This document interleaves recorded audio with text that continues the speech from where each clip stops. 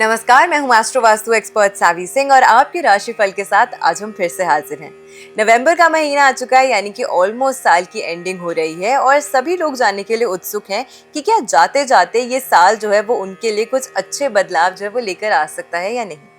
अब सबसे पहले आज की वीडियो में हम गोचर की बात करेंगे कि इस महीने के दौरान ग्रहों के गोचर आपकी राशि को किस तरीके से प्रभावित कर रहे हैं और फिर इस महीने के पंचांग में क्या कुछ खास है। गोचर की अगर हम बात करते हैं तो सबसे पहले आपकी राशि के स्वामी, मिथुन राशि के स्वामी ग्रह माने गए हैं बुध, जो कि इस समय के दौरान वृश्चिक राशि में, यानी कि आपकी राशि से अगर हम बात करते हैं तो इस समय के दौरान छठे भाव में गोचर कर रहे हैं। साथ में अगर हम शुक्र की बात करते हैं तो शुक्र भी वृश्चिक राशि में ही गोचर कर रहे हैं। मंगल भी अपनी स्व राशि वृश्चिक राशि में ही गोचर कर रहे हैं, यानी कि आपकी राशि से छठे भाव में त्रिग्रही योग जो है वो स्थापित हो रहा है। सूर्य की अगर हम बात करते हैं, क्योंकि ये ऊर्जा के सबसे महत्वपूर्ण केंद्र माने गए हैं, तो ऐसे में सूर्य इस महीने के दौरान 16 नवंबर तक तुला राशि में गोचर कर रहे हैं और उसके पश्चात उसके बाद में वृश्चिक राशि में गोचर करेंगे। देवगुरु बृहस्पति कर्क राशि में उच्च के होके हंस योग जो है वो स्थापित कर रहे हैं और शनि देव की अगर हम बात करते हैं तो वो वक्रीय चाल चल रहे हैं और इस समय के दौरान मीन राशि में गोचर कर रहे हैं। राहु इस समय के दौरान कुंभ राशि में और उसी के एग्जैक्टली 180 डिग्री ऑपोजिट अगर हम बात करें तो केतु सिंह राशि में गोचर कर रहे हैं। पंचांग की अगर हम बात करते हैं तो सबसे पहले ये महीने की जो शुरुआत है वो बहुत ही ज्यादा पॉजिटिव एनर्जी और सकारात्मकता से हो रही है, क्योंकि 1 नवंबर को ही मनाया जाने वाला है हरि प्रबोधिनी एकादशी का महापर्व, जिसको तुलसी विवाह के नाम से भी जाना जाता है। तो पूजा अर्चना करने से और भगवान श्री हरि विष्णु और नारायण जी की पूजा अर्चना करने से ही इस महीने की शुरुआत जो है वो हो रही है। तो सबसे ज्यादा पॉजिटिविटी और सकारात्मकता जो है ये आपके जीवन में लेकर आ रहा है। इसी के साथ इस महीने की सबसे महत्वपूर्ण पूर्णिमा, जिसे हम कार्तिक पूर्णिमा कहते हैं, वो 5 नवंबर को मनाई जाएगी और 5 नवंबर को ही गुरु नानक देव जी की जयंती भी मनाई जाएगी। गुरु इस महीने के दौरान वक्रीय चाल में चले जाएंगे, जो कि 11 नवंबर को होगा और शनि देव जो ऑलरेडी वक्रीय मूवमेंट में थे, यानी कि रेट्रोग्रेड मूवमेंट में थे, वो 28 नवंबर को जाकर मार्गी होने वाले हैं। तो सभी राशियों को थोड़ा सा इसका जो एक अच्छा प्रभाव है, जो सकारात्मक प्रभाव है, वो जरूर देखने को मिलेगा। बुध ग्रह क्योंकि आपकी राशि के स्वामी ग्रह माने गए हैं और इस समय के दौरान वृश्चिक राशि में, यानी कि आपकी राशि से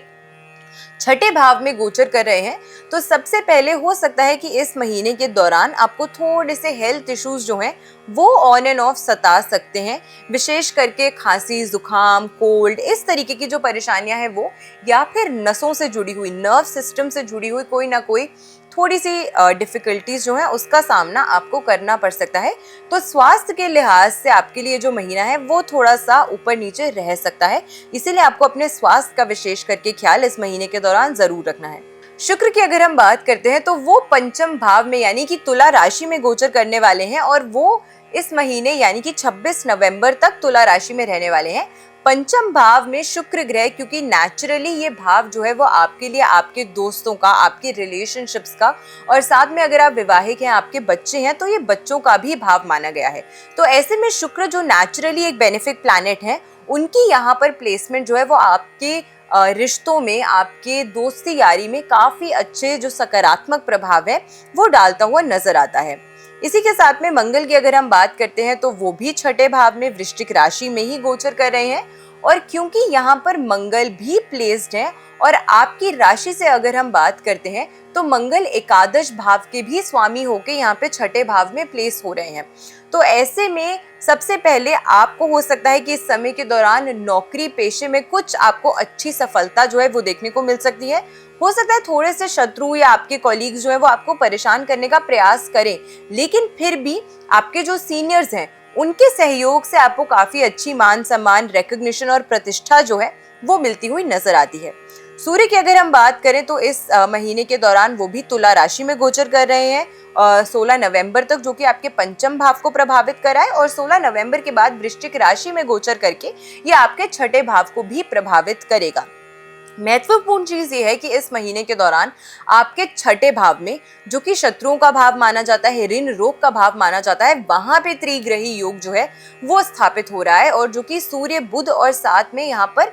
मंगल की युति से स्थापित हो रहा है। छठे भाव में अक्सर माना गया है ऐसा कि जो क्रूर ग्रह होते हैं, जो पाप ग्रह होते हैं, वो अपना प्रभाव जो है वो बेहतर तरीके से डालते हैं। इसीलिए मंगल की यहाँ पे जो प्लेसमेंट है वो आपको, अगर आप किसी कंपेटिटिव एग्जाम में कम्पीट करने का सोच रहे हैं, अगर आप प्रमोशन के बारे में सोच रहे हैं, आप कोई नया प्रोजेक्ट स्टार्ट करना चाहते हैं अपने करियर में, उस लिहाज से आपके लिए काफी ज्यादा सकारात्मक बदलाव लेकर आ रहा है। लेकिन अन्यथा ये जो त्रिग्रही योग है, बुध क्योंकि आपकी राशि के स्वामी होके यहाँ पे प्लेस्ड है, आपको थोड़ी सी हेल्थ इश्यूज में कुछ नेगेटिव इम्पैक्ट जो है इसका देखने को मिल सकता है। कुछ मानसिक तनाव आपके लिए बढ़ सकता है। तो आपको अपनी मेंटल एंड फिजिकल दोनों ही हेल्थ का विशेष करके ख्याल रखने का प्रयास इस महीने के दौरान जरूर रखना चाहिए।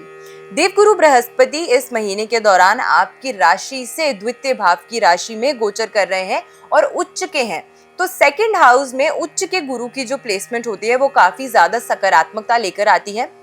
आपके पारिवारिक संबंधों में बेहतरी लेकर आएगी क्योंकि ये कुटुंब का भाव भी माना गया है, और साथ में क्योंकि ये धन का भाव माना गया है तो पैसे कमाने की नई अपॉर्चुनिटीज विशेष करके आप लोगों को देखने को मिल सकती है। शनि की अगर हम बात करते हैं तो ये दशम भाव में गोचर कर रहे हैं, भले ही यहाँ पे रेट्रो मूवमेंट कर रहे हैं, लेकिन शनि की ये जो मूवमेंट है मीन राशि में दशम भाव पे जो ये प्रभाव डाल रहे हैं उससे आपके प्रोफेशनल लाइफ में, आपके व्यवसाय में कुछ अच्छी वृद्धि होती हुई नजर आती है।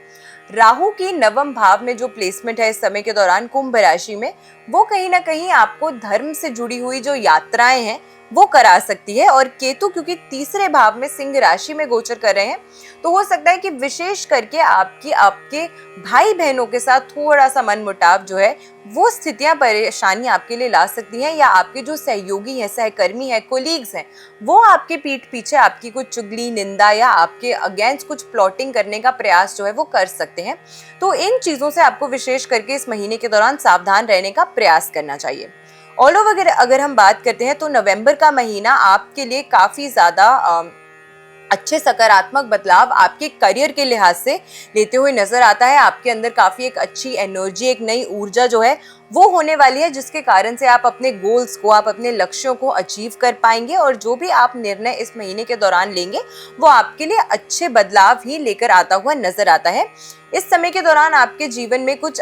परिवर्तन की स्थितियां जो है वो भी बन रही हैं, लेकिन ये परिवर्तन जो है वो सकारात्मकता ही लेकर आएगा। अब इस महीने को अपने लिए और बेहतर बनाने के लिए क्या उपाय आपको करना है? आपको लक्ष्मी नारायण के मंदिर में हर गुरुवार के दिन 3 हल्दी की गांठें जो है वो अर्पित करनी है और उनके समक्ष एक शुद्ध देसी घी का दीपक जो है वो प्रज्वलित करना है। इस रेमेडी को आपको प्रत्येक गुरुवार करना है ताकि देवगुरु बृहस्पति की ऊर्जा भी आपके जीवन में और ज्यादा सकारात्मकता लाए, क्योंकि देवगुरु बृहस्पति भी जो है वो वक्रीय होने वाले हैं 11 नवंबर को। तो इस रेमेडी को अगर आप करेंगे तो वाकई में आपको आपके जीवन में काफी पॉजिटिव और सकारात्मक बदलाव आते हुए नजर आएंगे। मैं आशा करती हूँ आज की वीडियो आपको पसंद आई होगी। वीडियो अगर अच्छी लगी हो तो ज्यादा से ज्यादा लोगों तक वीडियो को शेयर जरूर कीजिएगा, और चैनल पे नए हैं तो चैनल को सब्सक्राइब जरूर कीजिएगा। ऐसी बेनिफिशियल वीडियोस के साथ फिर से लौट कर आएंगे हम इसी चैनल पे। तब तक अपना ख्याल रखिए, अपनों का ख्याल रखिए। नमस्कार, जय माता दी।